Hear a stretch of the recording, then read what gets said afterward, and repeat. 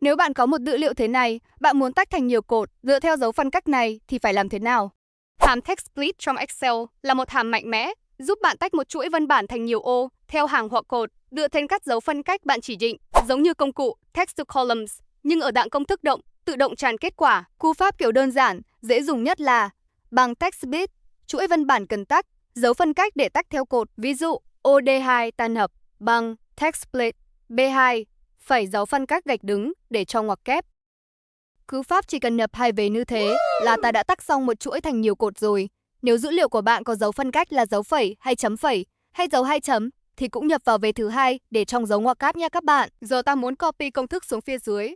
Ô đầu tiên ta nhập công thức là OD2. Giờ ta chọn từ D2 đến D19. Bấm Ctrl cộng D. Công thức sẽ tự động copy xuống phía dưới. Giờ ta chọn đường viền cho bảng dữ liệu nữa là xong. Nếu video này hữu ích, hãy like và subscribe để xem tiếp các video Excel tiếp theo nhé các bạn.